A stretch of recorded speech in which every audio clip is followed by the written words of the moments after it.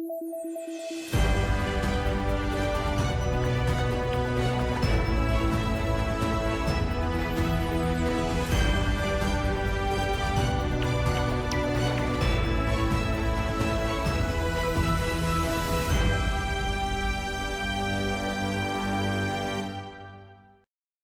श्री अकाल। मैं हाँ जसवीर ते टीवी पंजाब दे प्रोग्राम पंजाब नाउ च तुहाडा स्वागत है।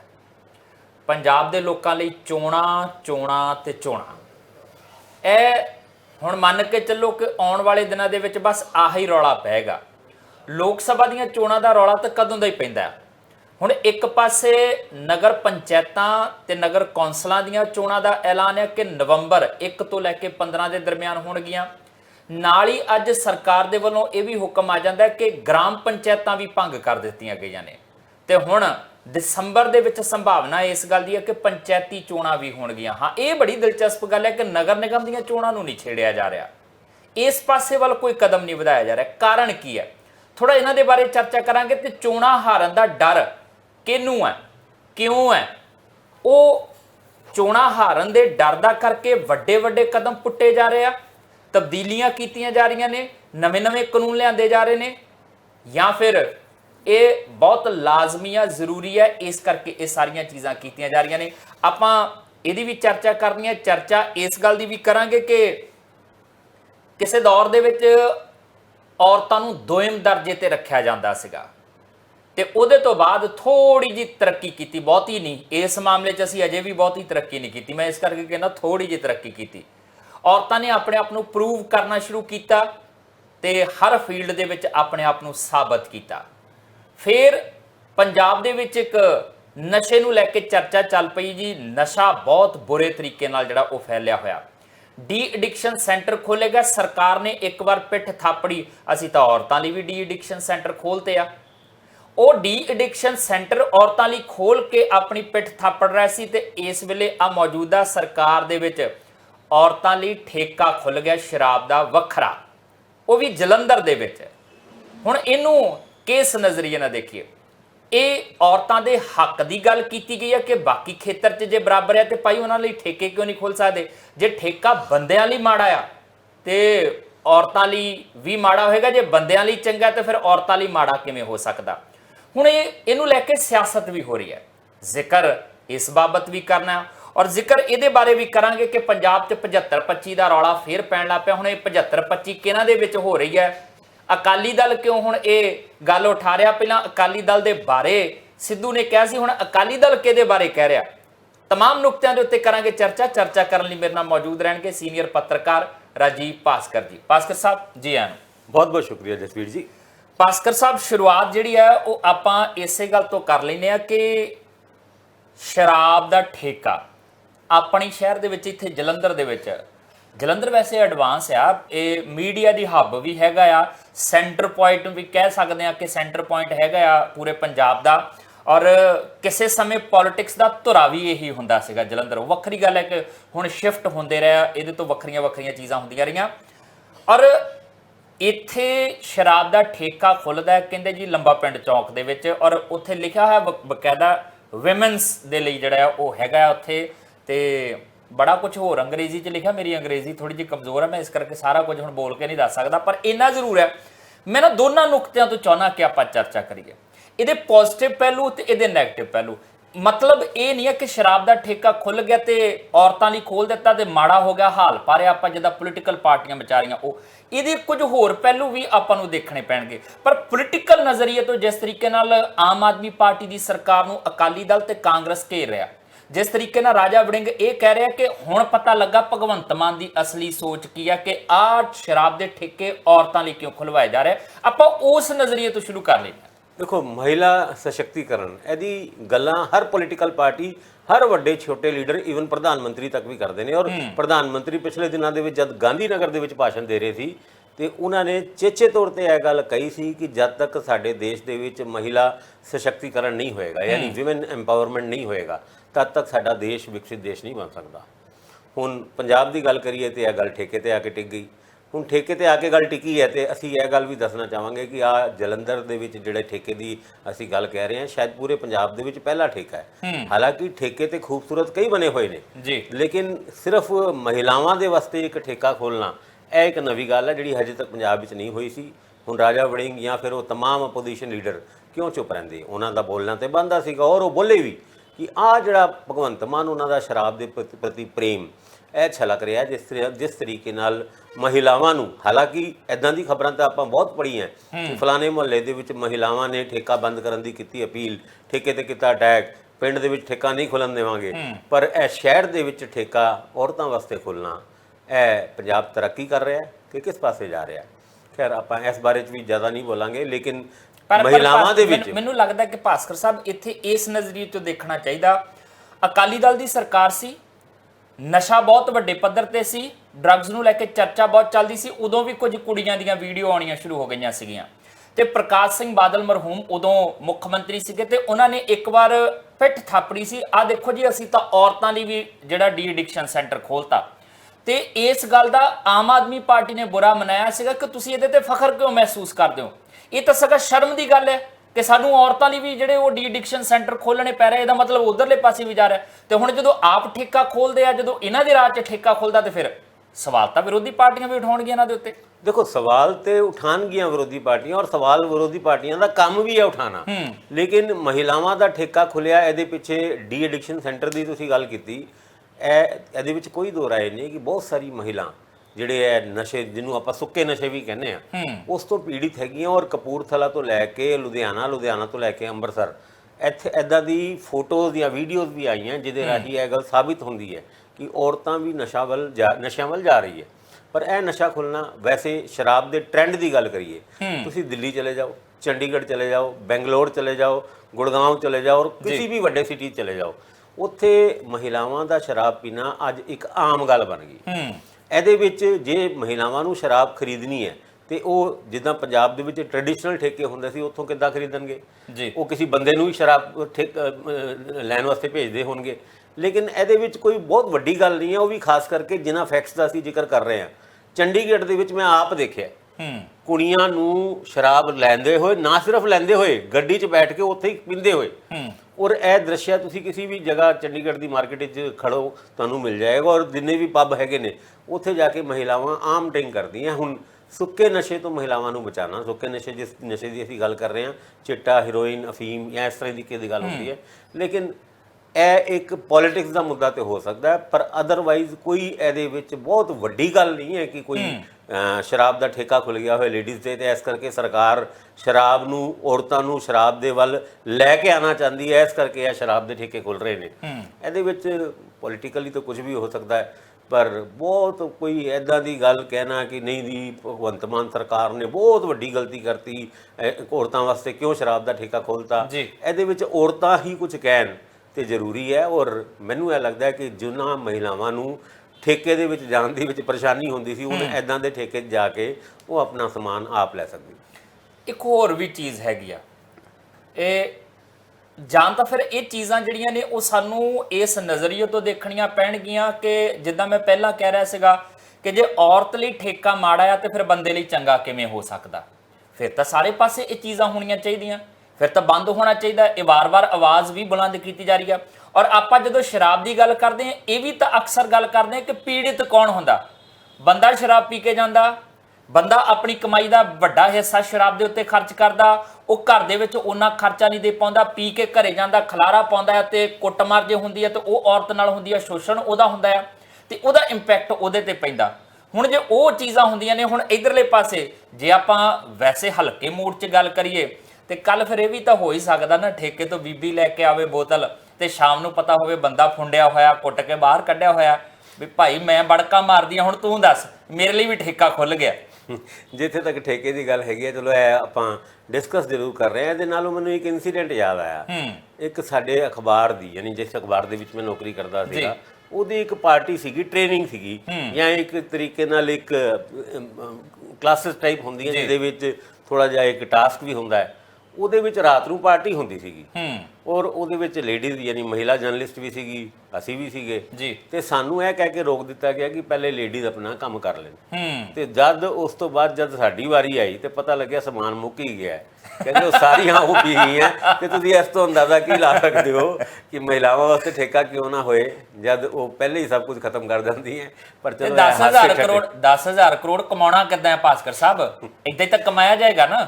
ਉਹ ਵਰਨਾ ਲੁਕ ਛਿਪ ਕੇ ਕਿੰਨਾ ਕੁ ਕਰੋਗੇ ਤੁਸੀਂ, ਕਿੰਨਾ ਕੁ ਠੇਕੇ ਤੇ ਨਹੀਂ ਜਾਓਗੇ, ਦਿੱਕਤਾਂ ਰਹਿਣਗੀਆਂ। ਫਿਰ ਬੰਦਾ ਕਈ ਵਾਰੀ ਇਹ ਵੀ ਸੋਚਦਾ ਯਾਰ ਕਿਸੇ ਨੂੰ ਕੀ ਭੇਜਣਾ, ਉਹਨੂੰ ਪਤਾ ਲੱਗੇਗਾ ਇਹ ਚੰਗਾ ਨਹੀਂ ਲੱਗਦਾ, ਚਲੋ ਕੋਈ ਗੱਲ ਨਹੀਂ ਸਬਰ ਕਰ ਲਓ, ਦੇਖੀ ਜੂਗੀ ਜੋ ਵੀ ਹੋਊਗੀ। ਖੁੱਲ ਜਾਂਦਾ ਤੇ ਫਿਰ ਤੁਹਾਨੂੰ ਹੁੰਦਾ ਹੁਣ ਤਾਂ ਆਪਣਾ ਹੀ ਆ, ਉੱਥੇ ਬੀਬੀਆਂ ਨਾਲੇ ਦੇਖੋ ਇਹਦੇ ਵਿੱਚ ਕੋਈ ਇਨਕਾਰ ਕਰਨ ਦੀ ਲੋੜ ਨਹੀਂ ਹੈ, ਨਾ ਹੀ ਇਸ ਗੱਲ ਤੋਂ ਝਿਜਕਣ ਦੀ ਲੋੜ ਹੈਗੀ ਹੈ। ਹੁਣ ਸਮਾਂ ਚੇਂਜ ਹੋ ਗਿਆ। ਅੱਜ ਦੀ ਡੇਟ ਵਿੱਚ ਬਹੁਤ ਸਾਰੀ ਮਹਿਲਾਵਾਂ ਜ਼ਰੂਰ ਸ਼ਰਾਬ ਦਾ ਸੇਵਨ ਕਰਦੀਆਂ। ਇਹਦੇ ਵਿੱਚੋਂ ਇਨਕਾਰ ਕਰੋਗੇ ਤੇ ਤੁਸੀਂ ਸੱਚਾਈ ਨੂੰ ਝੁਠਲਾਉਣ ਦੀ ਕੋਸ਼ਿਸ਼ ਕਰੋਗੇ। ਤੇ ਉਸ ਹਾਲਾਤ ਦੇ ਵਿੱਚ ਜਦ ਅਸੀਂ ਵਿਮਨ ਐਮਪਾਵਰਮੈਂਟ ਦੀ ਗੱਲ ਕਰਦੇ ਹਾਂ ਤੇ ਫਿਰ ਇੱਕ ਠੇਕੇ ਖੋਲ੍ਹਣ ਦੇ ਉੱਤੇ ਰਾਜਨੀਤੀ ਕਿਉਂ? ਹੁਣ ਜਾਂ ਤੇ ਠੇਕੇ ਬੰਦ ਕਰਨ ਦੀ ਗੱਲ ਕਰੋ, ਰਾਜਾ ਵੜਿੰਗ ਜੀ ਕਹਿ ਦਿਓ ਕਿ ਵੀ ਜੇ ਸਾਡੀ ਅਗਲੀ ਵਾਰ ਸਰਕਾਰ ਆਏਗੀ, ਐਸੇ ਤੇ ਤੁਹਾਡੀ ਪਿਛਲੀ ਗਈ ਹੈ ਜੇ, ਅਸੀਂ ਸ਼ਰਾਬਬੰਦੀ ਕਰ ਦਾਂਗੇ ਪੰਜਾਬ ਦੇ ਵਿੱਚ, ਕਹਿ ਕੇ ਤੇ ਦੇਖੋ, ਫਿਰ ਤੁਹਾਨੂੰ ਪਤਾ ਲੱਗੂਗਾ ਵੀ ਆਪਾਂ ਕਿੱਥੇ ਖੜੇ ਆ। ਹਰਿਆਣਾ ਦੇ ਵਿੱਚ ਬੰਸੀ ਲਾਲ ਜੀ ਨੇ ਸ਼ਰਾਬਬੰਦੀ ਕੀਤੀ ਸੀਗੀ ਔਰ ਉਹਨਾਂ ਦਿਨਾਂ ਦੇ ਵਿੱਚ ਸ਼ਰਾਬ ਸਭ ਤੋਂ ਜ਼ਿਆਦਾ ਵਿਕਦੀ ਸੀਗੀ ਹਰਿਆਣਾ ਦੇ ਵਿੱਚ। ਔਰ ਖਾਸ ਕਰਕੇ ਉਹ ਦਿੱਲੀ ਦਾ ਬਾਰਡਰ ਕ੍ਰਾਸ ਕਰਕੇ ਜਿਹੜਾ ਫਰੀਦਾਬਾਦ ਦਿੱਲੀ ਦਾ ਬਾਰਡਰ ਹੈਗਾ, ਉੱਥੇ ਸ਼ਰਾਬੀਆਂ ਦਾ ਪੂਰਾ ਤਾਤਾ ਬਾਤਾ ਲੱਗਿਆ ਹੁੰਦਾ ਸੀਗਾ, ਜਿੰਨੇ ਕੁਛ ਰਸ਼ ਉੱਥੇ ਹੁੰਦਾ ਸੀਗਾ। ਤੇ ਦਿੱਲੀ ਦੀ ਕਮਾਈ ਬਹੁਤ ਵੱਧ ਗਈ ਸੀ, ਹਰਿਆਣਾ ਸੁੱਕਾ ਹੋ ਗਿਆ ਸੀ। ਫਿਰ ਉਹਨਾਂ ਨੂੰ ਇਹ ਫੈਸਲਾ ਵਾਪਸ ਲੈਣਾ ਪਿਆ ਸੀ। ਨਿਤੀਸ਼ ਕੁਮਾਰ ਉਹਨਾਂ ਨੇ ਸ਼ਰਾਬਬੰਦੀ ਕੀਤੀ ਹੈ। ਉਹਦੇ ਵਿੱਚ ਨਕਲੀ ਸ਼ਰਾਬ ਤੋਂ ਮਰਨ ਵਾਲਿਆਂ ਦੇ ਇਨਸੀਡੈਂਟ ਸਭ ਤੋਂ ਜ਼ਿਆਦਾ ਬਿਹਾਰ ਤੋਂ ਆਉਂਦੇ ਨੇ। ਗੁਜਰਾਤ ਦੇ ਵਿੱਚ ਸ਼ਰਾਬ ਬੰਦ ਹੈ, ਪਰ ਤੁਸੀਂ ਕਿਸੇ ਵੀ ਹੋਟਲ ਦੇ ਵਿੱਚ ਜਾਓ ਤੇ ਉੱਥੇ ਜਿਹੜੀ ਹੁੰਚ ਦੀ ਗੱਲਾਂ ਤੇ ਆਉਂਦੀ ਹੈ, ਨਾਲ ਦੇ ਨਾਲ ਹੋਟਲਾਂ ਦੇ ਵਿੱਚ ਉੱਥੇ ਵੀ ਕਥਿਤ ਤੌਰ ਤੇ ਸ਼ਰਾਬ ਆਮ ਮਿਲਦੀ ਹੈ। ਇਦਾਂ ਦੇ ਹਾਲਾਤ ਦੇ ਵਿੱਚ ਜੇ ਸ਼ਰਾਬ ਬੰਦ ਕਰ ਦੋਗੇ ਤੇ ਫਿਰ ਸੂਬੇ ਦੀ ਇਕਨੋਮੀ ਨੂੰ ਵੀ ਨੁਕਸਾਨ ਹੁੰਦਾ ਹੈ। ਮਹਿਲਾਵਾਂ ਦੀ ਗੱਲ ਤੋਂ ਸ਼ੁਰੂ ਹੋਈ ਸੀ ਗੱਲ, ਤੇ ਗੱਲ ਗਈ ਸੂਬੇ ਦੀ ਇਕਨੋਮੀ ਤੱਕ। ਤੇ ਤੁਸੀਂ ਆਪ ਸਾਰੀਆਂ ਗੱਲਾਂ ਜੁੜੀਆਂ ਇਕਨੋਮੀ ਨਾਲ ਆ, ਸਾਰੀ ਚੀਜ਼ਾਂ ਇਕਨੋਮੀ ਨਾਲ ਹੀ ਜੁੜੀਆਂ। ਬਿਲਕੁਲ ਇਕਨੋਮੀ ਨਾਲ ਹੀ ਜੁੜਿਆ ਭਾਈ। ਜੇ ਘਰ 'ਚ ਪੈਸੇ ਹੋਣਗੇ ਤਾਂ ਬੀਬੀ ਵੀ ਤਾਈਓ ਕਹੇਗੀ ਆ ਪੈਸੇ 4 ਬਚਦੇ ਆ, ਚੱਲ ਇਹਦੇ ਨਾਲ ਮੈਂ ਇੱਕ ਅੱਧੀ ਬੋਤਲ ਖਰੀਦ ਲੈਣੀ ਆ, 4 ਪੈਸੇ ਬਚਣਗੇ। ਇਹ ਤਾਂ ਹੋ ਨਹੀਂ ਸਕਦਾ ਕਿ ਕਰਜ਼ੇ ਚੱਕ ਕੇ ਉਹ ਚੀਜ਼ਾਂ ਜਿਹੜੀਆਂ ਨੇ ਕੀਤੀਆਂ ਜਾਣ। ਪਰ ਇਹਨਾਂ ਜ਼ਰੂਰ ਹੈ ਇੱਕ ਦਿਲਚਸਪ ਜੀ ਚਰਚਾ ਛਿੜ ਜਾਏਗੀ। ਹਾਲਾਂਕਿ ਬਰਾਬਰ ਦੇ ਹੱਕ ਦੀ ਜਦੋਂ ਗੱਲ ਚੱਲੇਗੀ ਤੇ ਫਿਰ ਹਰ ਥਾਂ ਬਰਾਬਰਤਾ ਜਿਹੜੀ ਆ ਉਹ ਮੰਗੀ ਵੀ ਜਾਏਗੀ, ਤਵੱਕੋ ਵੀ ਰੱਖੀ ਜਾਏਗੀ, ਤੇ ਉਹ ਚੀਜ਼ਾਂ ਹੁਣ ਤੁਰਨੀਆਂ ਸ਼ੁਰੂ ਹੋ ਗਈਆਂ। ਬਾਕੀ ਮੇਰਾ ਖਿਆਲ ਨਹੀਂ ਹੈ ਕਿ ਜੇ ਆਪਾਂ ਸਾਰੀਆਂ ਪੋਲੀਟੀਕਲ ਪਾਰਟੀਆਂ ਦੇ ਵਿੱਚ ਝਾਤ ਮਾਰਾਂਗੇ ਤਾਂ ਉਹਨਾਂ ਪੋਲੀਟੀਕਲ ਪਾਰਟੀਆਂ 'ਚੋਂ ਕੁਝ ਲੀਡਰ ਇਦਾਂ ਦੇ ਨਹੀਂ ਮਿਲਣਗੇ ਜਿਨ੍ਹਾਂ ਦੇ ਆਪਣੇ ਪਰਿਵਾਰ ਦੇ ਵਿੱਚ ਵੀ ਔਰਤਾਂ ਸ਼ਰਾਬਨੋਸ਼ੀ ਕਰਦੀਆਂ ਹੋਣਗੀਆਂ। ਤਕਰੀਬਨ ਬਹੁਤੀਆਂ ਪਾਰਟੀਆਂ ਦੇ ਵਿੱਚ ਇੱਕ ਅੱਧੀ ਪਾਰਟੀ ਦੇ ਵਿੱਚ ਜੇ ਤੁਸੀਂ ਕਹੋਗੇ ਛੱਡ ਦਿਓ ਨਾ, ਇੱਕ ਅੱਧੀ ਪਾਰਟੀ 'ਚ ਕੋਈ ਨਾ ਕੋਈ ਇਦਾਂ ਦਾ ਲੀਡਰ ਮਿਲ ਜਾਏਗਾ ਜਿਹੜਾ ਪਰਦੇ ਨਾਲ ਕਰਦਾ ਹੋਵੇ ਜਾਂ ਫਿਰ ਜ਼ਾਹਰੀ ਤੌਰ ਤੇ ਕਰਦਾ ਹੋਵੇ। ਕੋਈ ਨਾ ਕੋਈ ਔਰਤ ਉੱਥੇ ਇਹ ਸ਼ਰਾਬਨੋਸ਼ੀ ਕਰਦੀ ਹੋਏਗੀ। ਜਦ ਤੁਹਾਡੇ ਆਪਣੇ ਪਰਿਵਾਰਾਂ ਦੇ ਵਿੱਚ ਤੁਹਾਨੂੰ ਲੱਗਦਾ ਕਿ ਇੱਥੇ ਕਿ ਇੰਨੀ ਕੁ ਬਰਾਬਰਤਾ ਹੋਣੀ ਚਾਹੀਦੀ ਆ, ਫਿਰ ਇੱਥੇ ਵੀ ਪੋਲਿਟਿਕਸ ਦਾ ਕਰਕੇ ਫਿਰ ਤੁਸੀਂ ਕਿੰਤੂ ਪਰੰਤੂ ਕਰਦੇ ਹੋ ਤਾਂ ਸਵਾਲ ਤਾਂ ਉੱਠਣਗੇ। ਪਰ ਫਿਰ ਵੀ ਇਹ ਮੈਨੂੰ ਲੱਗਦਾ ਕਿ ਅਜੇ ਮਾਮਲੇ ਦੀ ਸ਼ੁਰੂਆਤ ਹੈ, ਇਹ ਮਾਮਲਾ ਭਖੇਗਾ, ਇਹ ਬਹੁਤ ਅਗਾਂਹ ਤੱਕ ਗੱਲ ਜਾਏਗੀ। ਮੁੱਕਦੀ ਕਿੱਥੇ ਆ ਆਪਾਂ ਤਾਂ ਇਹ ਦੇਖਾਂਗੇ। ਫਿਲਹਾਲ ਜ਼ਿਕਰ ਆਪਾਂ ਇਹ ਸਭ ਤੋਂ ਕਰਨਾ ਹੈ ਚੋਣਾਂ ਦਾ। ਪੰਚਾਇਤਾਂ ਭੰਗ ਕਰ ਦਿੱਤੀਆਂ ਗਈਆਂ ਨੇ। ਇਸੇ ਸਾਲ ਦੇ ਵਿੱਚ ਪੰਚਾਇਤੀ ਚੋਣਾਂ ਹੋਣੀਆਂ ਨੇ। ਨਗਰ ਨਿਗਮਾਂ ਦੀ ਚੋਣ ਦੀ ਅਜੇ ਆਹਟ ਕਿਤੇ ਨਜ਼ਰ ਨਹੀਂ ਆ ਰਹੀ। ਕਿਉਂ? ਜ਼ਿਕਰ ਛੇੜਦੇ ਹਾਂ ਵਿਰਾਮ ਤੋਂ ਬਾਅਦ।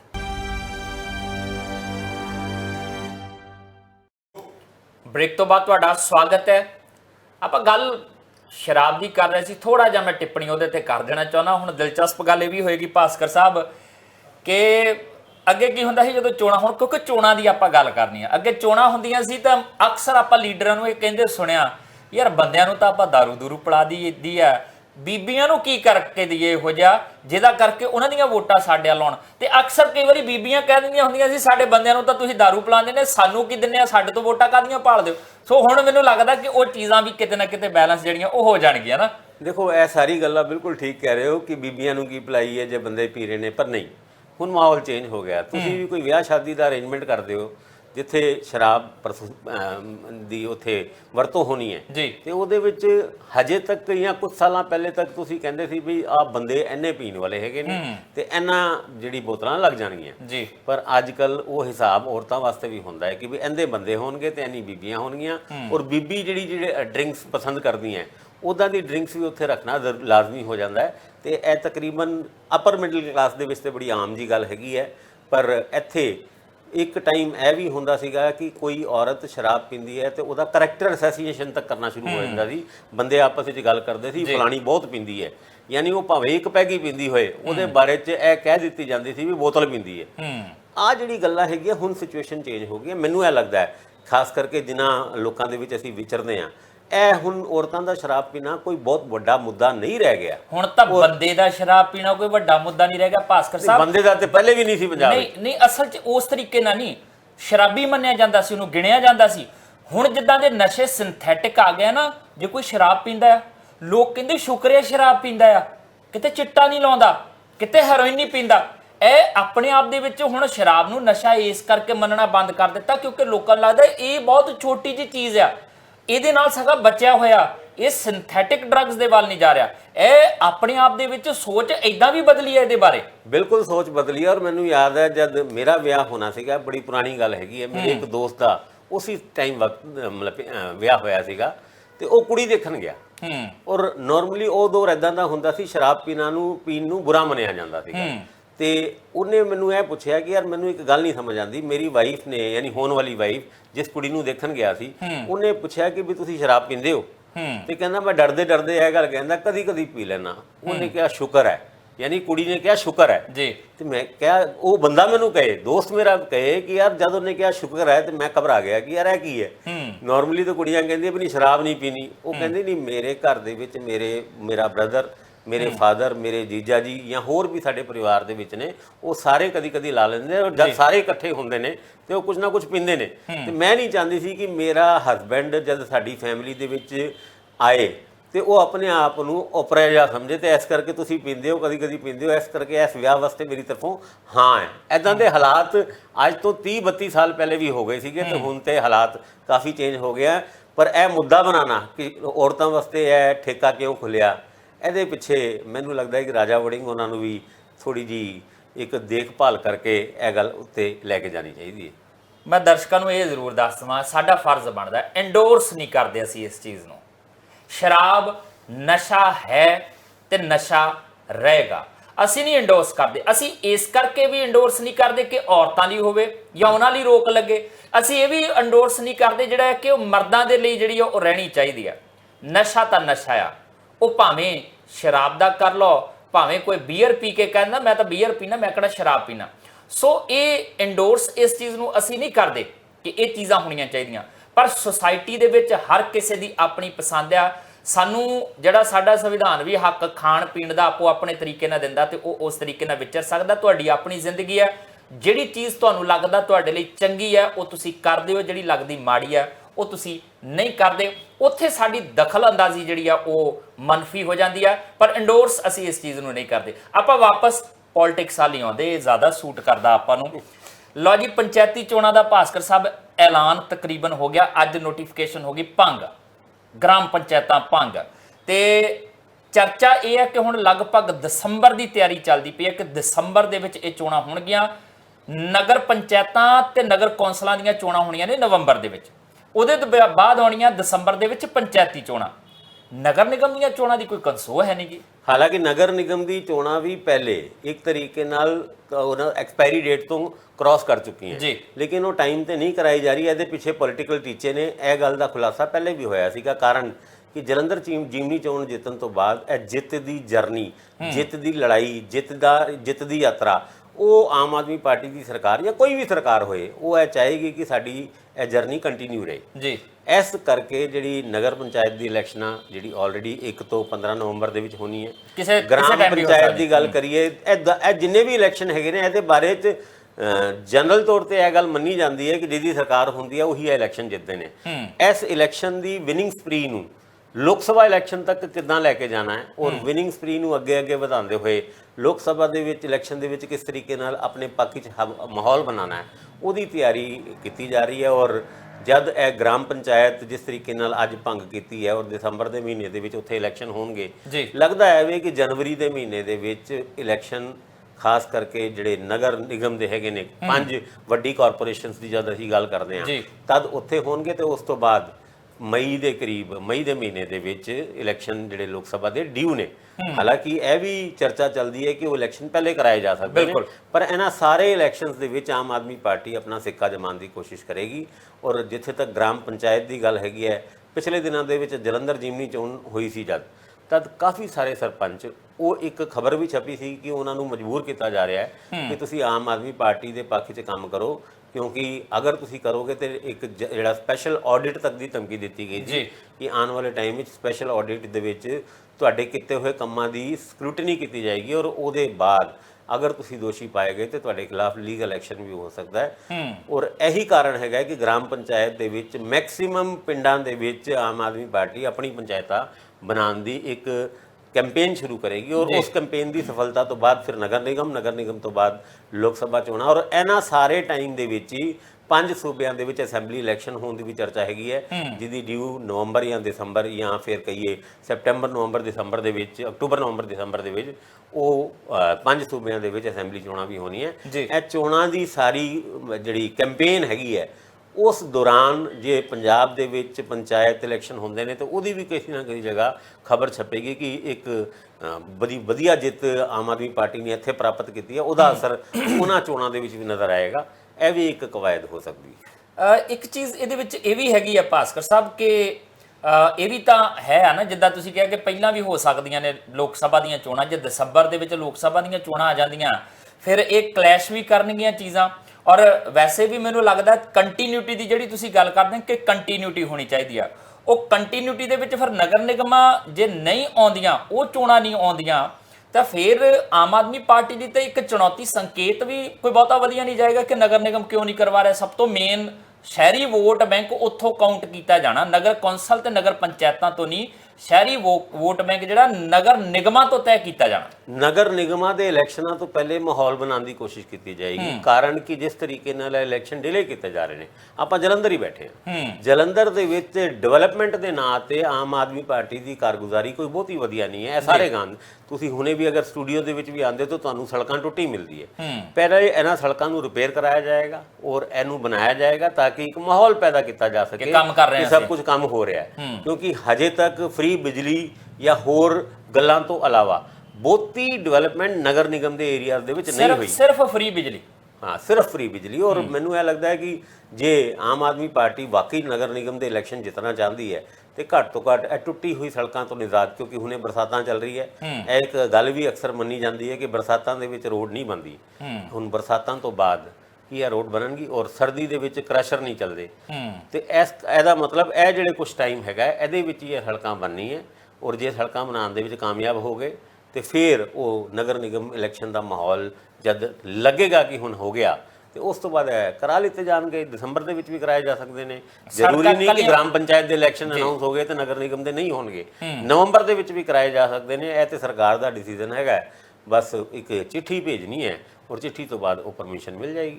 ਸੜਕਾਂ ਹੀ ਪੱਧਰੀਆਂ ਨਹੀਂ ਕਰਨੀਆਂ, ਆਪਣਾ ਰਾਹ ਵੀ ਪੱਧਰਾ ਕਰਨਾ ਜਿੱਤ ਦਾ, ਆਪਣਾ ਮੇਅਰ ਬਣਾਉਣ ਵਾਲਾ ਰਾਹ ਵੀ ਪੱਧਰਾ ਕਰਨਾ, ਸ਼ਾਇਦ ਇਸ ਕਰਕੇ। ਪਰ ਪਿੰਡਾਂ ਦੀਆਂ ਪੰਚਾਇਤਾਂ ਭੰਗ ਕਰ ਦਿੱਤੀਆਂ ਗਈਆਂ ਨੇ। ਹੁਣ ਲਓ ਵੀ ਪਿੰਡਾਂ ਦੇ ਵਿੱਚ ਮਾਹੌਲ ਤਾਂ ਭਖ ਜਾਏਗਾ ਤੇ ਅੱਗੇ ਨਵੇਂ ਕਿਹੜੇ ਆਉਂਦੇ ਆ, ਕਿਸ ਤਰੀਕੇ ਨਾਲ ਆਉਂਦੇ ਆ, ਇਹ ਵੀ ਦੇਖਦੇ ਆ, ਕਿਉਂਕਿ ਪੰਜਾਬ ਦੇ ਵਿੱਚ ਹੁਣ ਚੋਣਾਂ ਜਿਹੜੀਆਂ ਨੇ ਉਹ ਤੁਹਾਨੂੰ ਇਹ ਆਵਾਜ਼ ਗੂੰਜਦੀ ਨਜ਼ਰ ਆਏਗੀ। ਫਿਲਹਾਲ ਚੋਣਾਂ ਦੀ ਗੱਲ ਚੱਲੀਏ ਤੇ ਚੋਣ ਕਮਿਸ਼ਨ ਦੀ ਵੀ ਗੱਲ ਕਰਨੀ ਪਏਗੀ।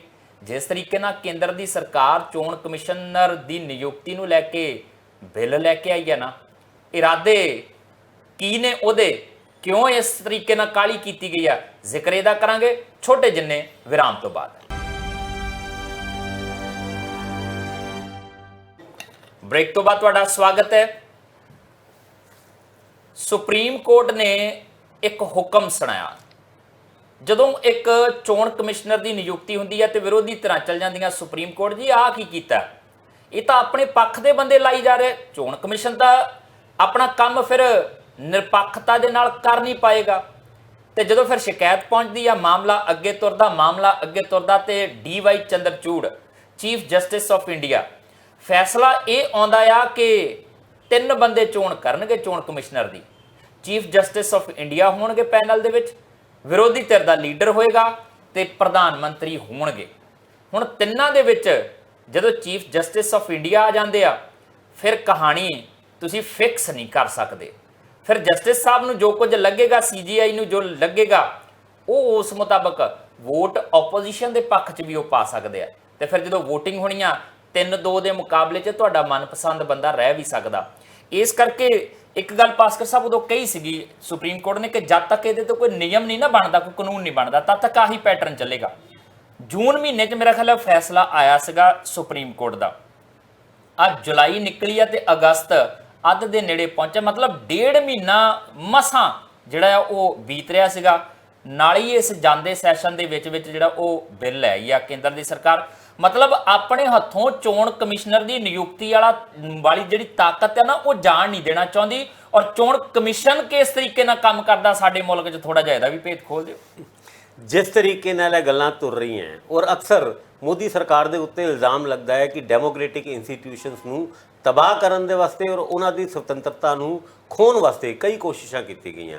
ਹੁਣ 11 ਮਈ ਦਾ ਉਹ ਸੁਪਰੀਮ ਕੋਰਟ ਦਾ ਆਰਡਰ ਜਿਹਦੇ ਵਿੱਚ ਦਿੱਲੀ ਦੇ ਵਿੱਚ ਕੁਝ ਅਧਿਕਾਰ ਦਿੱਲੀ ਦੀ ਸਰਕਾਰ ਨੂੰ ਇਲੈਕਟਿਡ ਗਵਰਨਮੈਂਟ ਨੂੰ ਦਿੱਤੇ ਗਏ ਜੀ। 19 ਮਈ ਨੂੰ ਆਰਡੀਨੈਂਸ ਲੈ ਕੇ ਆਇਆ ਗਿਆ ਤੇ ਹੁਣ ਉਸ ਤੋਂ ਬਾਅਦ ਉਹ ਬਿੱਲ ਪਾਸ ਕਰਕੇ ਐਕਟ ਵਜੋਂ ਕਦੀ ਵੀ ਪਾਸ ਹੋ ਸਕਦਾ ਹੈ ਜੀ। ਹੁਣ ਉਹਦੇ ਵਿੱਚ LG ਯਾਨੀ ਲੈਫਟੀਨੈਂਟ ਗਵਰਨਰ ਸਸ਼ਕਤ ਹੋਣਗੇ। ਇਸ ਮੁੱਦੇ ਦੇ ਉੱਤੇ ਵੀ ਕੇਂਦਰ ਸਰਕਾਰ ਜਾਂ ਮੋਦੀ ਸਰਕਾਰ ਦੀ ਪਰਸੈਪਸ਼ਨ ਕੋਈ ਬਹੁਤ ਵਧੀਆ ਨਹੀਂ ਬਣੀ। ਲੋਕਾਂ ਨੇ ਇਹਦੀ ਪ੍ਰਸ਼ੰਸਾ ਨਹੀਂ ਕੀਤੀ। ਕੇਜਰੀਵਾਲ ਉਹਨਾਂ ਨੇ ਵੀ ਇਸ ਗੱਲ ਦੀ ਅਪੀਲ ਕੀਤੀ ਹੈ ਕਿ ਐਤਕੀ 7 ਜਿਹੜੀ ਸੀਟਾਂ ਦਿੱਲੀ ਦੀ ਹੈ ਉਹਦੇ ਵਿੱਚੋਂ ਇੱਕ ਵੀ ਸੀਟ ਭਾਜਪਾ ਨੂੰ ਨਹੀਂ ਮਿਲੇਗੀ। ਲੋਕਾਂ ਦੇ ਵਿੱਚ ਰੋਸ਼ ਹੈ। ਲੋਕਾਂ ਨੂੰ ਤੁਸੀਂ ਮੂਕ ਦਰਸ਼ਕ ਬਣ ਕੇ ਜਾਂ ਵੋਟ ਬੈਂਕ ਦੇ ਤੌਰ ਤੇ ਨਹੀਂ ਲੈ ਸਕਦੇ। ਹੁਣ ਹਾਲਾਤ ਇਹ ਵੇ ਕਿ ਜਿਹੜਾ ਕੱਲ ਦਾ ਬਿੱਲ ਪਾਸ ਹੋਇਆ ਹੈ ਔਰ ਉਸ ਬਿੱਲ ਦੇ ਹਿਸਾਬ ਨਾਲ ਸੁਪਰੀਮ ਕੋਰਟ ਦੀ ਉਸ ਸ਼ਕਤੀ ਨੂੰ, ਜੋ ਸੁਪਰੀਮ ਕੋਰਟ ਦੀ ਚਾਹਤ ਸੀਗੀ ਕਿ ਇਲੈਕਸ਼ਨ ਕਮਿਸ਼ਨ ਵਰਗੀ ਸੰਸਥਾਵਾਂ ਨੂੰ ਕਿਸੇ ਵੀ ਸਰਕਾਰੀ ਪ੍ਰਭਾਵ ਤੋਂ ਬਚਾਉਣ ਵਾਸਤੇ, ਉਹਨੂੰ ਇੰਡੀਪੈਂਡੈਂਟਲੀ ਕੰਮ ਕਰਨ ਵਾਸਤੇ, ਉੱਥੇ ਜਿਹੜੇ ਚੋਣ ਕਮਿਸ਼ਨਰ ਹੈ ਉਹਨਾਂ ਦੀ ਨਿਯੁਕਤੀ ਦੇ ਵਿੱਚ ਇੱਕ ਇੰਡੀਪੈਂਡੈਂਸ ਲਿਆਉਣ ਵਾਸਤੇ ਕੁਝ ਫੈਸਲੇ ਕੀਤੇ ਗਏ ਸੀ। ਉਹਦੇ ਵਿੱਚ ਤੁਹਾਨੂੰ ਯਾਦ ਹੋਏਗਾ ਪਿਛਲੇ ਦਿਨਾਂ ਦੇ ਵਿੱਚ ਇੱਕ ਚੋਣ ਕਮਿਸ਼ਨਰ ਲਾਇਆ ਸੀ ਔਰ ਜਿਸ ਰਫ਼ਤਾਰ ਦੇ ਵਿੱਚ ਉਹਨਾਂ ਦੀ ਸਰਕਾਰੀ ਜਿਹੜੀ ਨੌਕਰੀ ਸੀਗੀ ਉਹ ਤੋਂ ਅਸਤੀਫਾ ਦਵਾਇਆ ਗਿਆ ਔਰ 3 ਦਿਨਾਂ VRS ਲਈ ਔਰ 2-3 ਦਿਨਾਂ ਦੇ ਵਿੱਚ ਹੀ ਉਹਨਾਂ ਦਾ ਅਪਾਇੰਟਮੈਂਟ ਵੀ ਕਰਤਾ। ਔਰ ਸੁਪਰੀਮ ਕੋਰਟ ਨੇ ਭਾਸਕਰ ਸਾਹਿਬ 24 ਘੰਟੇ ਦੇ ਅੰਦਰ ਪ੍ਰਧਾਨ ਮੰਤਰੀ ਤੋਂ ਪਰਮਿਸ਼ਨ ਮਿਲਦੀ ਆ, 24 ਘੰਟੇ ਦੇ ਅੰਦਰ ਰਾਸ਼ਟਰਪਤੀ ਦੇ ਦਸਤਖਤ ਹੁੰਦੇ ਆ ਤੇ 24 ਘੰਟਿਆਂ 'ਚ ਕਹਿੰਦੇ ਲੋ ਜੀ ਬਣ ਗਿਆ ਚੋਣ ਕਮਿਸ਼ਨ। ਔਰ ਉਹਦਾ ਜਦ ਸੁਪਰੀਮ ਕੋਰਟ ਨੇ ਕੋਗਨੀਜੈਂਸ ਲਿਆ, ਗੋਇਲ ਸਾਹਿਬ ਸੀਗੇ ਔਰ ਉਸ ਤੋਂ ਬਾਅਦ ਅਰੁਣ ਗੋਇਲ, ਔਰ ਉਸ ਤੋਂ ਬਾਅਦ ਇਹ ਚੀਜ਼ਾਂ ਕਵਾਇਦ ਚਲੀ।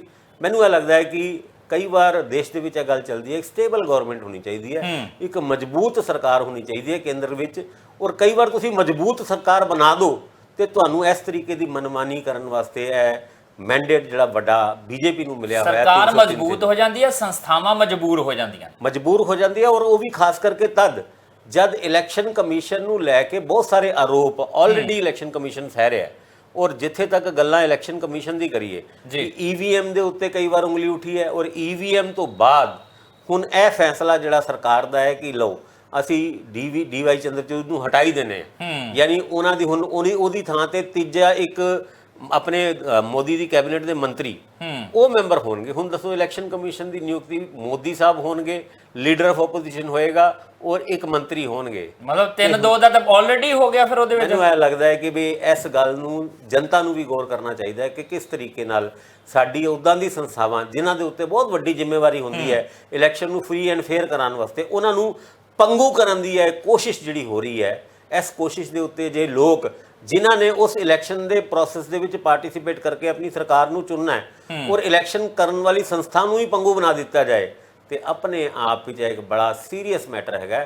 ਹੁਣ ਆਪੋਜੀਸ਼ਨ ਇਸ ਚੀਜ਼ ਨੂੰ ਕਿਸ ਤਰ੍ਹਾਂ ਲੈਂਦੇ ਨੇ, ਕੋਈ ਸੁਪਰੀਮ ਕੋਰਟ ਦਾ ਦਰਵਾਜ਼ਾ ਖਟਖਟਾਇਆ ਜਾਂਦਾ ਔਰ ਸੁਪਰੀਮ ਕੋਰਟ ਦੀ ਤਾਕਤਾਂ ਘੱਟ ਕਰ ਦਿੱਤੀ ਜਾਂਦੀ ਹੈ ਇਸ ਬਿੱਲ ਦੇ ਰਾਹੀਂ, ਇਸ ਕਾਨੂੰਨ ਬਣਾਉਣ ਤੋਂ ਬਾਅਦ ਉਹਨਾਂ ਦਾ ਇਸ ਮੁੱਦੇ ਤੇ ਕੀ ਰੋਲ ਹੈ। ਔਰ ਖਾਸ ਕਰਕੇ ਦਿੱਲੀ ਸਰਵਿਸਿਜ਼ ਦਾ ਜਿਹੜਾ ਬਿੱਲ ਹੁਣ ਐਕਟ ਬਣਨ ਜਾ ਰਿਹਾ ਹੈ ਉਹਦੇ ਉੱਤੇ ਜਿਹੜਾ ਕਨਸਟੀਟਿਊਸ਼ਨ ਬੈਂਚ ਬਣਾਇਆ ਸੀ ਸੁਪਰੀਮ ਕੋਰਟ ਨੇ, ਜਦ ਉਸ ਕਨਸਟੀਟਿਊਸ਼ਨ ਬੈਂਚ ਦੇ ਵਿੱਚ ਕੋਈ ਫੈਸਲਾ 239 AA ਦੇ ਉੱਤੇ ਆਂਦਾ ਹੈ, ਇਹ ਸਾਰੀ ਗੱਲਾਂ ਹੁਣ ਕੋਰਟ ਦੇ ਅੰਦਰ ਦੇਖੀ ਜਾਏਗੀ। ਪਰ ਜਿਹੜਾ ਵੀ ਕੁਝ ਕੱਲ ਹੋਇਆ ਉਹਦੇ ਉੱਤੇ ਪੁਰਜੋਰ ਤਰੀਕੇ ਨਾਲ ਵਿਰੋਧ ਹੋਣਾ ਚਾਹੀਦਾ ਔਰ ਜਨਤਾ ਦਾ ਵਿਰੋਧ ਹੋਣਾ ਚਾਹੀਦਾ ਹੈ। ਔਰ ਜਨਤਾ ਅਗਰ ਜੋ ਪਰੇਗੀ ਤੇ ਇਸ ਤਰੀਕੇ ਨਾਲ ਉਹ ਸੰਸਥਾਵਾਂ ਜਿਨ੍ਹਾਂ ਤੋਂ ਉਮੀਦ ਹੈ, ਹੁਣ TN ਸੈਸ਼ਨ ਹੁੰਦੇ ਸੀਗੇ, TN ਸੈਸ਼ਨ ਦੇ ਉਹਨਾਂ ਦੇ ਇਲੈਕਸ਼ਨ ਕਮਿਸ਼ਨਰ ਬਣਨ ਤੋਂ ਬਾਅਦ ਲੱਗਦਾ ਸੀਗਾ ਵੀ election commission free and fair ਹੈ ਉਹ ਇੱਕ ਲੋਕਾਂ ਦੇ ਵਿੱਚ ਭਾਵਨਾ ਆਈ ਸੀ, ਉਸ ਭਾਵਨਾ ਨੂੰ ਲੋਕਾਂ ਦੇ ਅੰਦਰੋਂ ਕੱਢਣ ਦੀ ਕੋਸ਼ਿਸ਼ ਕੀਤੀ ਜਾ ਰਹੀ ਹੈ। ਅੱਜ ਤੁਸੀਂ ਇਲੈਕਸ਼ਨ ਜਦ ਵੀ ਕਿਸੇ ਸੂਬੇ ਦੇ ਵਿੱਚ ਅਨਾਉਂਸ ਹੁੰਦੇ ਨੇ, ਉੱਥੇ ਅਕਸਰ ਇਲੈਕਸ਼ਨ ਕਮਿਸ਼ਨ ਦੇ ਉੱਤੇ ਆਰੋਪ ਲੱਗਦਾ ਹੈ ਕਿ ਜਦ ਉਸ ਸੂਬੇ ਦੇ ਵਿੱਚ ਪ੍ਰਧਾਨ ਮੰਤਰੀ ਦੀ ਰੈਲੀ ਹੋ ਜਾਂਦੀ ਹੈ ਔਰ ਉੱਥੇ ਕੋਈ ਪੈਕੇਜ ਪੂਕੇਜ ਜੇ ਅਨਾਉਂਸ ਹੋ ਜਾਂਦੇ ਨੇ, ਉਸੇ ਦਿਨ ਸ਼ਾਮ ਨੂੰ ਜਾਂ ਅਗਲੇ ਦਿਨ ਉਸ ਸੂਬੇ ਦੇ ਵਿੱਚ ਇਲੈਕਸ਼ਨ ਅਨਾਉਂਸ ਹੋ ਜਾਂਦੇ ਨੇ। ਔਰ ਪ੍ਰਧਾਨ ਮੰਤਰੀ ਦੇ ਦੌਰੇ ਨੂੰ ਦੇਖ ਕੇ ਲੋਕੀ ਇਸ ਗੱਲ ਦੀ ਅਟਕਲਾਂ ਲਗਾਉਂਦੇ ਨੇ ਕਿ ਹਾਂ ਹੁਣ ਹੋ ਜਾਣੇ ਆ ਇਲੈਕਸ਼ਨ ਦਾ ਅਨਾਉਂਸਮੈਂਟ। ਔਰ ਉਹ ਇਲੈਕਸ਼ਨ ਕਮਿਸ਼ਨ ਜੋ ਮਾੜਾ ਮੋਟਾ ਜਿਹਾ ਇੱਕ ਤਰੀਕੇ ਨਾਲ ਸਟਰੋਂਗ ਵੀ ਹੋਣ ਦੀ ਕੋਸ਼ਿਸ਼ ਕਰਦਾ ਹੋਵੇ ਕਦੀ ਕਦੀ, ਲੇਕਿਨ ਉਹਨੂੰ ਬਿਲਕੁਲ ਹੀ ਆਪਣੇ ਬੰਨ ਕੇ ਰੱਖਣ ਵਾਲੀ ਗੱਲ ਹੈਗੀ ਹੈ। ਉਹ ਹੈ ਕੱਲ ਜਿਹੜਾ ਬਿੱਲ ਪਾਸ ਹੋਇਆ ਹੈ, ਉਹ ਆਪਣੀ ਆਪ ਵਿੱਚ ਇਸ ਗੱਲ ਨੂੰ ਇੰਡੀਕੇਟ ਕਰਦਾ। ਲੋਕਤੰਤਰ ਦੇ ਵਿੱਚ ਕਹਿੰਦੇ ਲੋਕ ਵੱਡੇ ਹੁੰਦੇ ਆ। ਲੋਕ ਵੱਡੇ ਕਦੋਂ ਹੁੰਦੇ ਆ? ਲੋਕ ਸਿਰਫ ਉਦੋਂ ਹੀ ਵੱਡੇ ਹੁੰਦੇ ਆ ਜਦੋਂ ਚੋਣਾਂ ਆਉਂਦੀਆਂ ਨੇ, ਜਿੱਦਣ ਉਹਨਾਂ ਨੇ ਵੋਟ ਪਾਉਣੀ। ਜਦੋਂ ਉਹ ਇੱਕ ਵਾਰੀ ਆਪਣੇ ਉਂਗਲ ਤੇ ਸਿਆਹੀ ਦਾ ਨਿਸ਼ਾਨ ਲਗਵਾ ਲੈਂਦੇ ਆ, ਈਵੀਐਮ ਦਾ ਬਟਨ ਦੱਬ ਲੈਂਦੇ ਆ, ਉਹ ਵੱਡੇ ਰਹਿੰਦੇ ਨਹੀਂ। ਉਹਦੇ ਤੋਂ ਬਾਅਦ ਇਹ ਹਕੀਕਤ ਹੈ, ਉਦੋਂ ਬਾਅਦ ਤਾਂ ਫਿਰ 5-5 ਸਾਲ ਉਹਨਾਂ ਨੂੰ ਛੋਟੇ ਰਹਿ ਕੇ ਗੁਜ਼ਾਰਨਾ ਪੈਂਦਾ ਆ। ਤੇ ਉਹੀ ਜਿਹੜਾ ਦਿਨ ਹੁੰਦਾ ਵੱਡੇ ਹੋਣ ਵਾਲਾ ਦਿਨ ਚੋਣਾਂ ਹੁੰਦੀ ਹੈ। ਤੇ ਜੇ ਚੋਣਾਂ ਨੂੰ ਕਰਵਾਉਣ ਵਾਲੀ ਸੰਸਥਾ ਸੱਤਾ ਦੇ ਪ੍ਰਭਾਵ ਵਾਲੀ ਹੋਏਗੀ ਤਾਂ ਫਿਰ ਉਸ ਸਮੇਂ 'ਚ ਲੋਕ ਵੀ ਵੱਡੇ ਨਹੀਂ ਰਹਿਣਗੇ। ਮਤਲਬ ਲੋਕਤੰਤਰ ਫਿਰ ਇੱਕ ਵਾਰ ਸਵਾਲਾਂ ਦੇ ਘੇਰੇ ਦੇ ਵਿੱਚ ਲਾਜ਼ਮੀ ਤੌਰ ਤੇ ਆਏਗਾ। ਖੈਰ, ਬਹੁਤ ਵੱਡੀਆਂ ਗੱਲਾਂ ਨਹੀਂ, ਆਪਾਂ ਉਨੀਆਂ ਵੱਡੀਆਂ ਗੱਲਾਂ ਨਹੀਂ ਕਰਨੀਆਂ। ਹਾਂ, ਵਾਪਸ ਪੰਜਾਬ 'ਚ ਆ ਜਾਂਦੇ ਹਾਂ, 75-25 ਦੀਆਂ ਗੱਲਾਂ ਕਰਦੇ ਹਾਂ ਨਿੱਕੇ ਜਿੰਨੇ ਵਿਰਾਮ ਤੋਂ ਬਾਅਦ।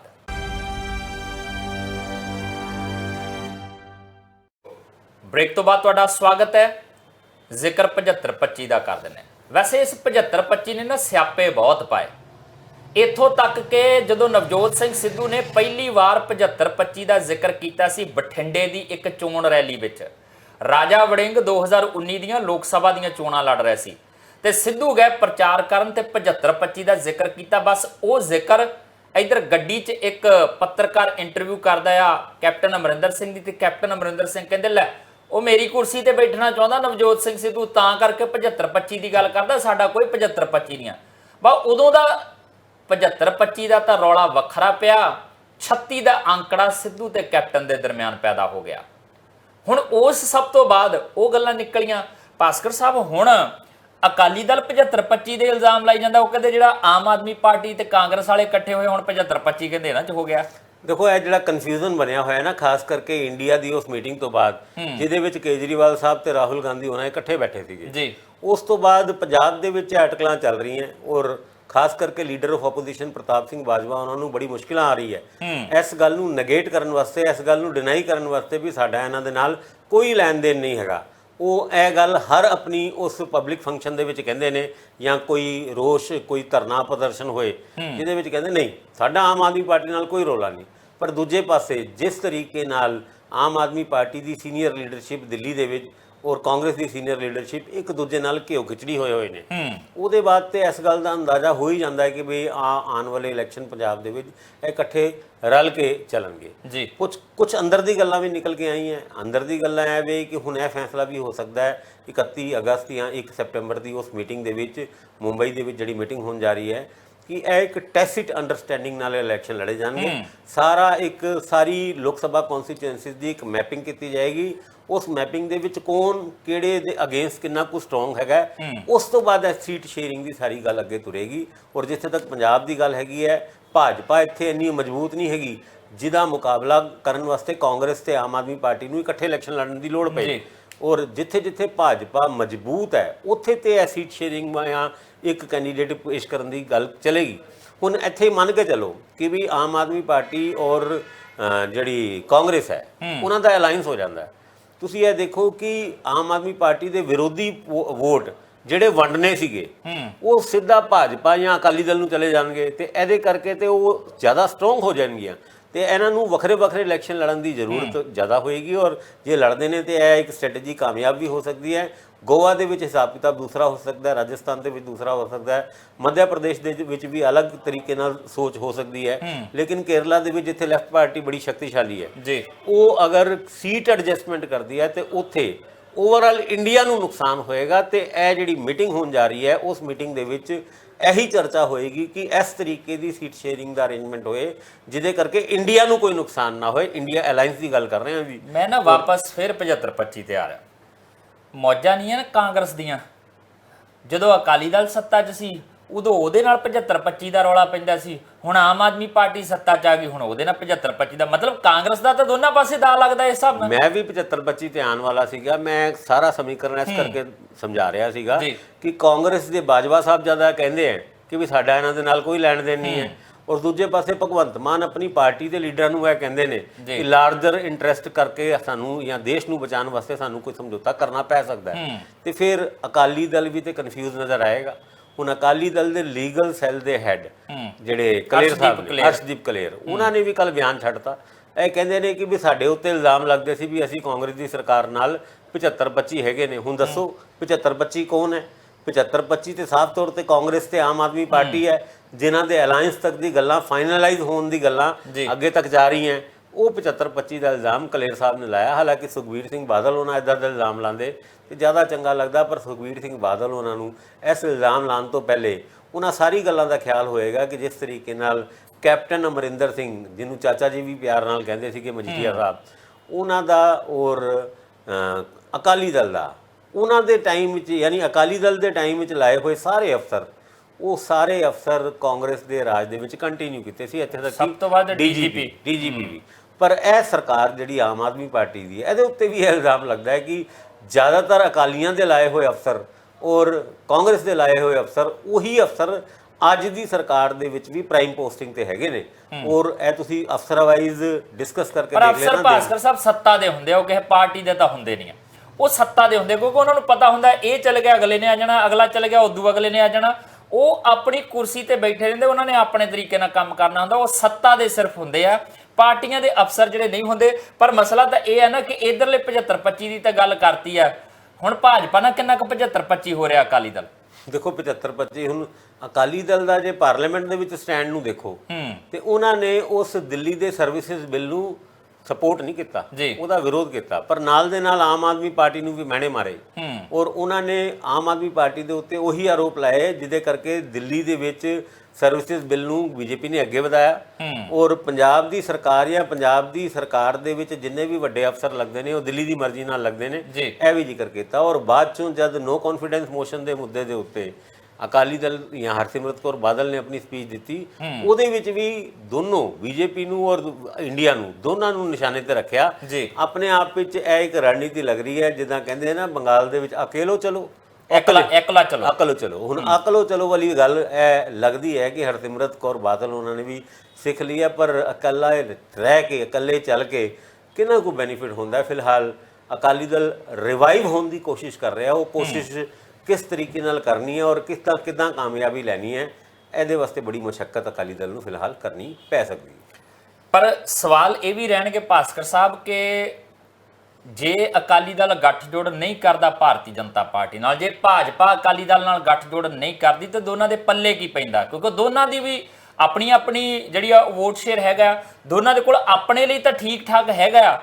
ਪਰ ਜਦੋਂ ਡਿਵਾਈਡਡ ਹੋਏਗਾ, ਜਦੋਂ ਇਕੱਠੇ ਹੋਣਗੇ ਤਾਂ ਇਹ ਕੁਝ ਹਾਸਲ ਕਰਦੇ ਆ, ਜਦੋਂ ਵੱਖਰੇ ਹੁੰਦੇ ਤਾਂ ਮਿਲਦਾ ਕੱਖ ਨਹੀਂ ਆ। ਦੇਖ ਹੀ ਲਿਆ 2022 ਦੀਆਂ ਚੋਣਾਂ ਦੇ ਵਿੱਚ, 2017 ਦੇ ਵਿੱਚ ਵੀ ਦੇਖਿਆ ਇਹਨਾਂ ਨੇ। ਕਿਉਂਕਿ ਜਦ ਅਸੀਂ ਅਕਾਲੀ ਦਲ ਬੀਜੇਪੀ ਦੇ ਅਲਾਈਅੰਸ ਦੀ ਗੱਲ ਕਰਦੇ ਹਾਂ ਤੇ ਸਾਨੂੰ ਇਹ ਗੱਲ ਸਮਝ ਆਉਂਦੀ ਹੈ ਕਿ ਦੋਨੋਂ ਪਾਰਟੀਆਂ ਦੀ ਇਹ ਮਜਬੂਰੀ ਹੈ, ਕਿਉਂਕਿ ਅਕਾਲੀ ਦਲ ਸ਼ਹਿਰਾਂ ਦੇ ਵਿੱਚ ਬਹੁਤਾ ਬੇਸ ਨਹੀਂ ਹੈਗਾ ਉਹਦਾ, ਔਰ ਬੀਜੇਪੀ ਦਾ ਪਿੰਡਾਂ ਦੇ ਵਿੱਚ ਤੇ ਕੋਈ ਵੌਇਸ ਬੇਸ ਹੈਗਾ ਹੀ ਨਹੀਂ। ਜੇ ਦੋਨੋਂ ਪਾਰਟੀਆਂ ਮਿਲ ਜਾਂਦੀਆਂ ਤੇ ਕੀ ਜਿਹਨੂੰ ਆਪਾਂ ਬੇਸ ਮੰਨ ਰਹੇ ਹਾਂ ਉਹ ਇਸ ਅਲਾਈਅੰਸ ਨੂੰ ਪ੍ਰਵਾਨਗੀ ਦੇਣਗੇ?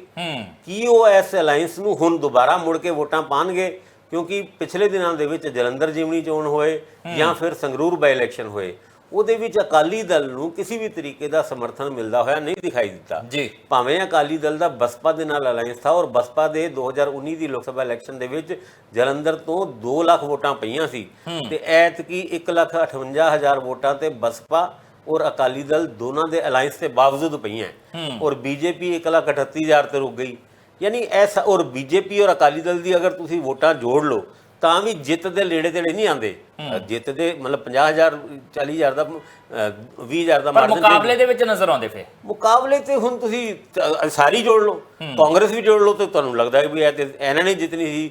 ਉਹ ਪੋਸਟਮਾਰਟਮ ਇਲੈਕਸ਼ਨ ਦਾ ਕਰਨਾ, ਉਹਦੇ ਰਾਹੀਂ ਆંકੜਿਆਂ ਨੂੰ ਟਵਿਸਟ ਕਰਕੇ ਤੁਸੀਂ ਆਪਣੀ ਗੱਲਾਂ ਨੂੰ ਕਿਸੇ ਵੀ ਤਰੀਕੇ ਨਾਲ ਅੱਗੇ ਤੋੜ ਸਕਦੇ ਹੋ। ਔਰ ਇਹਦੇ ਵਿੱਚ ਖਾਸ ਕਰਕੇ ਨੈਸ਼ਨਲ ਪਾਰਟੀ ਤੇ ਬੜੀ ਮਾਹਿਰ ਹੁੰਦੀ ਹੈ।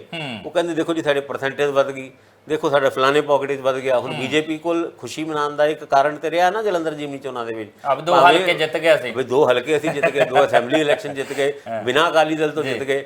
ਪਰ ਅਕਾਲੀ ਦਲ ਕੋਲ ਇੱਦਾਂ ਦੀ ਖੁਸ਼ੀ ਮਨਾਉਣ ਦੀ ਕੋਈ ਗੱਲ ਨਜ਼ਰ ਨਹੀਂ ਆਈ, ਬਸ਼ਰਤੇ ਸਿਰਫ ਇੱਕ ਗੱਲ ਕਿ ਅਸੀਂ ਬੀਜੇਪੀ ਤੋਂ ਉੱਤੇ ਹਾਂ, ਕਿਉਂਕਿ ਸੰਗਰੂਰ ਬਾਈ ਇਲੈਕਸ਼ਨ ਦੇ ਵਿੱਚ ਵੀ ਪਿੱਛੇ ਸੀ। ਸੋ ਇਹੀ ਸਿਆਸਤ ਹੈ ਜੀ, ਇਹੀ ਪੋਲਿਟਿਕਸ ਜਾਂ ਇਹੀ ਚੋਣਾਂ ਤੇ ਇਹੀ ਪੋਲੀਟੀਕਲ ਪਾਰਟੀਆਂ ਦੀ ਹੋਣੀ ਆ। ਕੌਣ ਅੱਗੇ ਕੌਣ ਪਿੱਛੇ, ਕਿਹਦਾ ਕਿਹਦੇ ਨਾਲ 75-25 ਹੈ ਤੇ ਕਿਹਦੇ ਨਾਲ 50-50 ਹੈ, ਲੋਕ ਚੰਗੇ ਤਰੀਕੇ ਨਾਲ ਜਾਣਦੇ ਤਾਂ ਹੈਗੇ। ਬਾਕੀ ਉਡੀਕ ਰੱਖਦੇ ਆ ਕਿਹਦਾ ਕਿੰਨਾ ਕੁ ਗੱਠਜੋੜ ਹੁੰਦਾ, ਕਿੱਦਾਂ ਦੀ ਸੀਟ ਸ਼ੇਅਰਿੰਗ ਹੁੰਦੀ ਆ, ਆਖਰੀ ਫੈਸਲਾ ਕਿਹੜਾ ਨਿਕਲ ਕੇ ਆਉਂਦਾ ਤੇ ਉਹਦਾ ਇੰਪੈਕਟ ਪੰਜਾਬ ਦੀ ਪੋਲਿਟਿਕਸ ਦੇ ਉੱਤੇ ਕੀ ਪੈਂਦਾ। ਇਸੇ ਉਡੀਕ ਦੇ ਵਿੱਚ ਦਿਓ ਇਜਾਜ਼ਤ ਜਸਵੀਰ ਨੂੰ, ਦੇਖਦੇ ਰਹੋ ਟੀਵੀ ਪੰਜਾਬ।